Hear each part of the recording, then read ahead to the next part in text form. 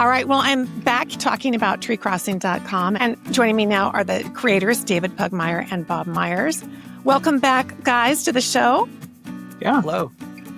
Hey, I would really love to take a look at Tree Crossing with you and pull it up on the screen. David, can you do that? Can you share your screen? And let's take a look at what these features are that you say are irresistible to our family members who are not genealogists. I'm excited to see it. We did talk about how this is for a genealogist who's done a lot of work. Maybe I could even start here in... So this is your genealogy software database. It looks like you might have Legacy here. Legacy here. So you could use Legacy, Roots Magic. So you start here, right? And we mentioned how it's really easy. You don't have to export as GEDCOM.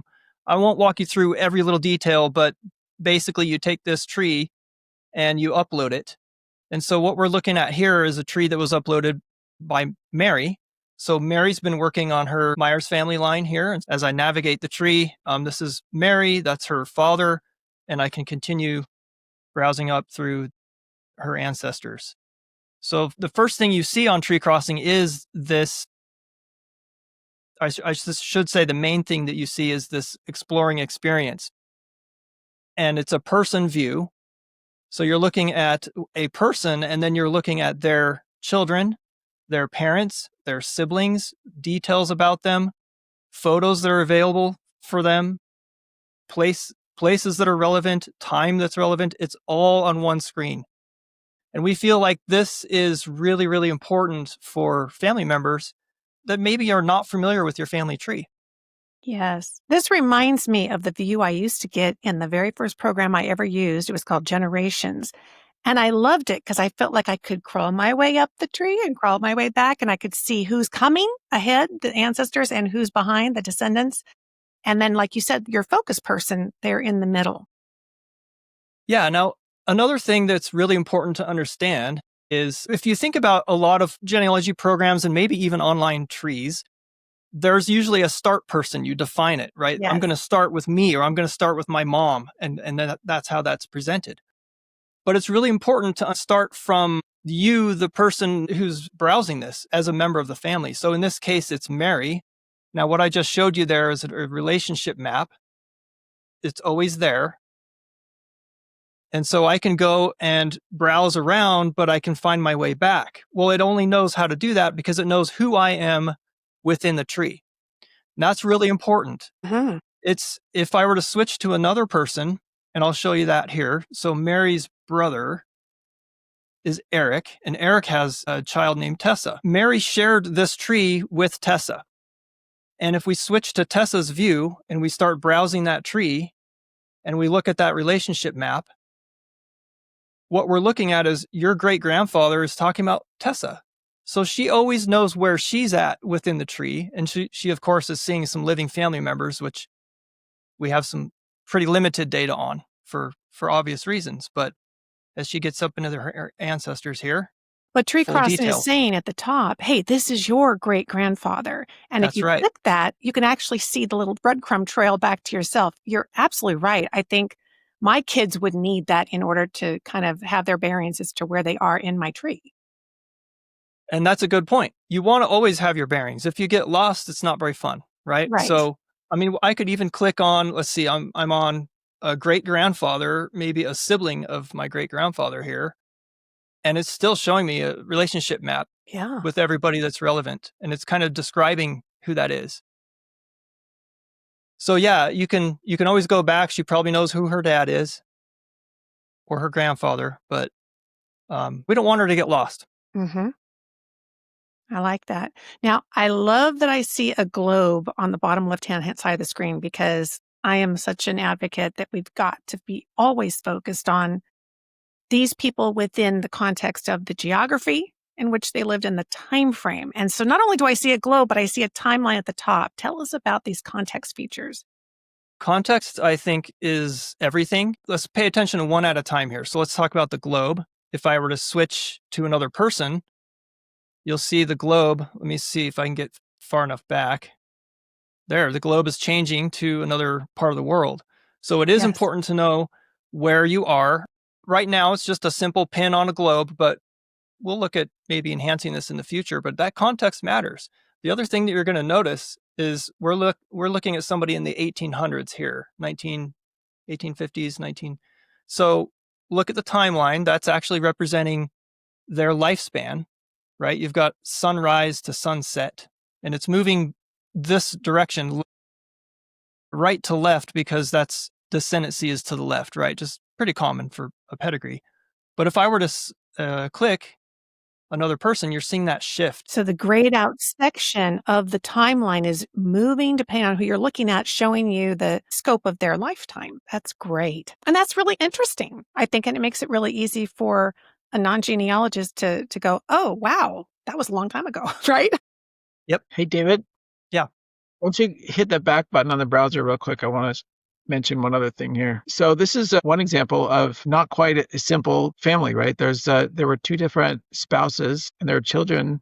Carl Frederick had children from two different wives. And you'll find as you click around on the tree, you'll find other people where there's a step parent or some step siblings, half siblings. And we really try to make sure that what you see is not a narrow kind of genealogical point of view, but more about like, what was this person's family like? What was their whole family like? And what was their experience being like? One of my great grandmothers is the only child of her parents, but she had like 12 half siblings. Wow. So if you just went up and saw, oh, look, she was an only child, you might think that's how she grew up. But she didn't grow up as an only child. She had 12 half siblings that were all older than her. And so that's the kind of thing we try to make sure that the context that you can see more easily in this experience than you might see in other experiences. Bob, you are nailing one of my favorite topics, which is data visualization. Most of us have short attention spans to be reading a bunch of stuff, particularly when we're not into that topic like genealogy. So if our family members are looking at this takes all this data and creates a visualization.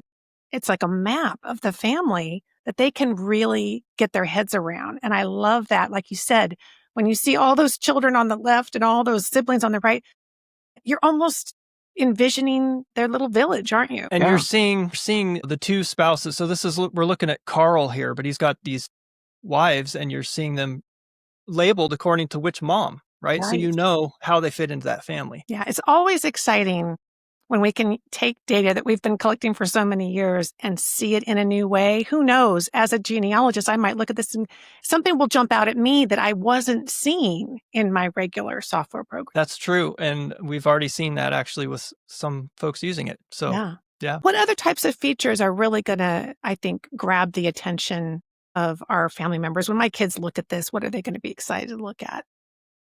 Everybody seems to gravitate towards photos. Yeah. What we've done here is obviously the photos are in the tree, but two things to note. One is you didn't have to do a lot of work to do that because, again, it's not a GEDCOM export. So we were able to find all the photos. If you've got these photos in your family tree, if it's in Roots Magic or Legacy or Family Tree Maker or whatever you're using, we'll just bring that right in for you. Wow. But if you've got a pile of them, so let's show this one. I'm showing a pile of photos that are associated with Sam Myers here. And we just did a little fun scatter, like a messy desktop view, but you could organize that. But you can, of course, pull these up full screen. And like a film strip, and you can just scroll through them and they're full size. You can scroll through them. It doesn't have to be just photos. Here's a document, some kind of document. And so you could load this with, it's whatever was in your tree. And it's associated with that person. And what's nice too is I didn't have to jump out of this view to go find that stuff. It's just here. So here on the view, you've got the highlights tab, the details, and you have this photos tab. So that's where you're grabbing all the photos. I love it. That's right. Can I stop you right there for a second? I noticed that you had a download button there, and I'm thinking about, again, the experience of this family member who's maybe looking at this information for the first time. To what extent are we sharing? How much can they download these photos if they want to, or can they even add something to the tree? That's a good question. There's two questions. One is, yes, they can download. But the other is, can they add? And right now, today, there's no way to add things directly in here because the data is coming from your genealogy program, Yes. right? And they don't have a way to add that back into your program. However, we can look at ways to help the family participate in that way, because there's often a case where somebody might have a photo that you don't have as a genealogist, right? And you're going to want to know about that. So those are some features that we're looking at in the future. I could almost see like a submission form. So I'm the head genealogist in my family. My family members are looking at this and they're like, oh, I've got something. Send it to the owner, send it to Lisa. And then because I'm going to want to comb through it, make sure this is the right document, I'm going to add it to the master family tree in my software program. But I could always then resync, could I not? That's right. Okay. Yep. Good. You can sync. All you do is if you open up our utility, it will ask you, in fact, I don't know, maybe I've got it open update. here. We could probably show that. So here's the sync utility looking at this tree. So right now it says it's up to date, but if I made a change, it's actually going to know that I made a change. It's very, very clever, making a change to any data on a person, adding a new photo, any of that kind of thing.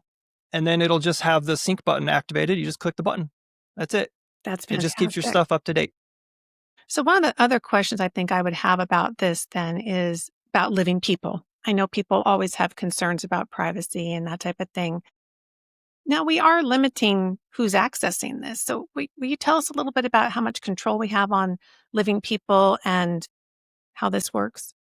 So there's two aspects to it. The main one starts right here in the app. So, and I'm not going to show you like a brand new tree, but I can show you regardless in here. When you first start to set up the sync activity, or I should say your first upload, you have the option to select whatever living people that you want uploaded. You could uncheck them all. And I'm not going to do that here, but you can see that the entire scope of living people is shown. And what that is anybody, born within the last 110 years, and it's related to this particular person. We feel that, you should really only upload people that you know.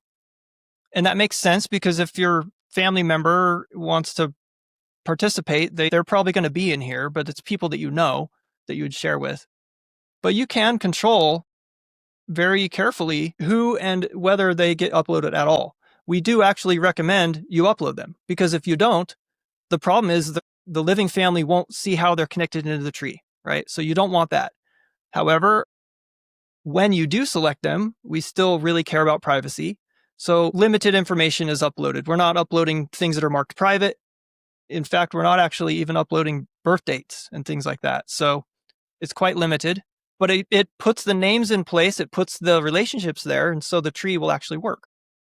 What kind of control would the person that I'm sharing with have? Could they invite somebody else to come and see this? Are there credentials that they sign in with? Let's see if we can show you that a little bit. So we'll switch back to Mary. So Mary actually shared her tree with family, and I'll show you that without trying to go too deep on this, but she selected which living family members should be visible to other people within that group.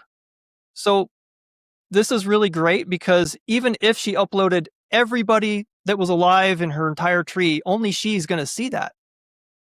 And so when she uploads it, that's fine. But how she makes it visible to other people is still within her control. And that's what you're seeing here is that she's created a group and she can say, well, I don't want these people to be visible in the group, so I'm going to uncheck a few of those or put them all in. And then the next thing she did is she invited Tessa. And so all you do is you click invite by somebody, type in their email, and then send them a message. I could probably show you that if you want to see it.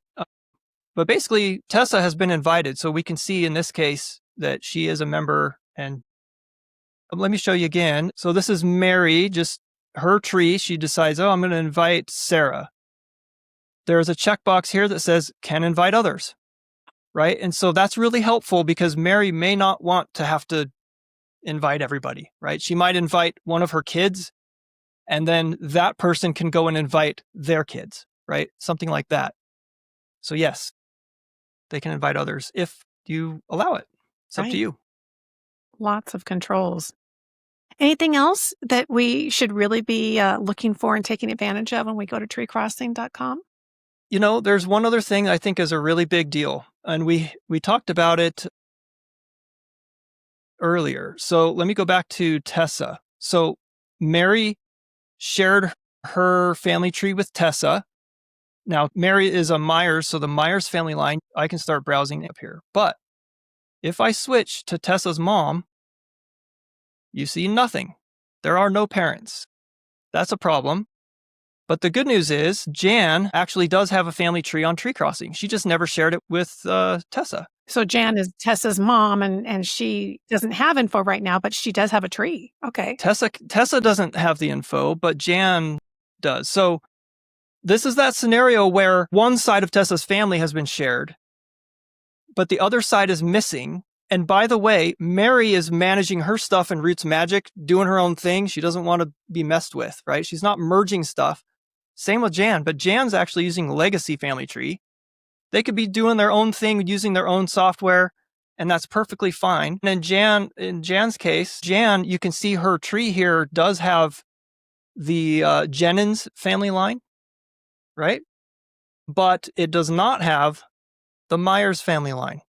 And that's because Jan and Mary might not even know each other. Maybe they do, but they don't necessarily care about those two family lines. Well, Jan just needs to share with Tessa. So let's go do that really quick. I won't explain this in detail. Jan's going to create a group and invite people into the group and choose who's going to be visible, which I talked about earlier. She could have more than one tree. She's deciding which tree to share. And then she's deciding which family members, starting with a common ancestor that she wants to have in the tree. So I'm just kind of cruising through this. Group. Yeah, in the group. But her goal is, I want to share with Tessa, right? So if she checks Tessa, she also needs to include other living family. If Tessa can't see her way up to her ancestors, she's going to have a problem. So these red stars are saying, hey, Tessa's going to need these other people selected. Your program is kind of pinging us and saying, here's your main person. Here's the most important people. You want to include them. It's kind of giving us little flags. That's great. It's just a convenience. Yeah. And you can put whoever you want into a group, but it was a convenience to set it up that way. Mm-hmm. But yes, this is going to help Tessa actually see the right people. And these are all the living people or possibly living people. So Jan's going to go ahead and invite Tessa. I'll just type that in really quick. So here's Tessa's email and click send.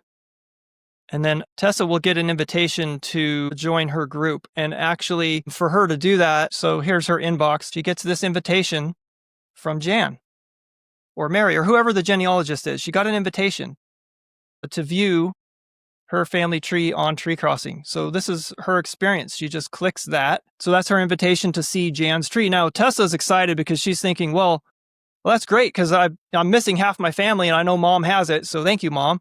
So she's going to join the group.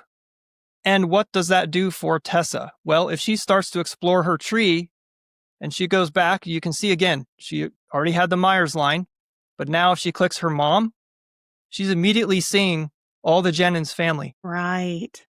Wow. And if she gets married, then she could add in her husband's, get invites from his family, then her kids can see. I mean, this could be really built on over the years, huh? Right. So, and these two genealogists, they're not merging stuff, right? But Tessa needs this experience. She doesn't want to hop around looking at different trees, going off to different online services and finding all this stuff. She just wants her family in one place and just visible. And so it's a way that, it's kind of like having a full unified family tree, but there's no merging. There's just this crossing or this connecting of the trees to present it. Very slick. David, let's wrap things up by heading back to your homepage, because I think this will be the first place, obviously, people come and they're going to see what you have to offer. And actually go in maybe into Tessa's account, because in a sense, the homepage of this one we share with, they're presented with options, explore names, explore places, some kind of fun interactive things. What's this about? So it is more than just browsing a tree mm-hmm. and looking at details within the tree. We are trying to provide experiences that are useful in different ways. I think it's useful to see things by name. Yeah. This is just kind of a basic way to list all the names and rank them by how many there are, but there's other things that we can do with that in the future. Explore by places. I think that's a big deal. Immediately, you're actually seeing flags of countries. This isn't just us putting a picture on the screen. This is actually from the data that Really? these are Okay. representing your ancestors. And so you can click that and you get a kind of a larger globe and Huh? you're seeing those flags and you can see how many people are there. So this is just kind of a getting started area, but if you get the idea that we want to present things that are a little more interesting, a little more irresistible is the word we're using, but we do have more to build here. But the idea is to provide, and you said it very well, data visualizations of different kinds to keep the interest up and to actually help people find the things that they're looking for. Well, and you've got all that data to work with, to pull from.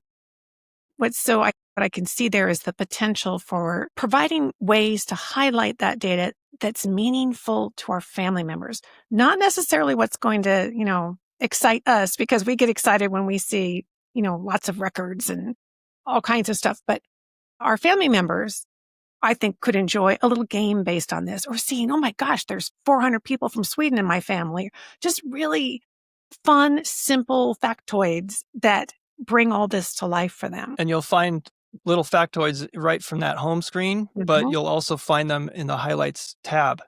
And that's pretty handy when you're in the tree. We're pulling this out of the tree itself, but it's interesting. 10 children, just things that are of interest are highlighted and you can actually learn from that as well. So we've got more to add, but we're doing a lot of work here to make sure that the family can explore, learn, and look at this in a different way than what has been done before. Gentlemen, this obviously is developing. There's a lot there. I can see the potential for so much more. How did the two of you get together on this and decide this was something that you were going to pour your hearts and souls into? Well, I guess I could paint my perspective, and Bob, maybe you have a comment as well. He and I met actually, I think back in 2008. And it was a Family Search developer conference as Family Search was trying to onboard partners, software developers to actually build things on Family Search Family Tree. And so we met at that time, but both of us have actually had experience at this point. We've worked at large family history companies. We've also worked together at large software companies for many years. We didn't necessarily work together, but we both worked at Microsoft for a while as well. And that's when we met, actually. But it's funny because we met when, even though we were working at Microsoft, we met in the context of trying to build family history software. So this is our thing. We've been doing this for many years. And how about you, Bob? Yeah, similar thing. I've been doing software development and tech industry for my whole career, but I've always had a curiosity and interest in family history, partly from a lot of that from my parents' interest in it and activity in that area.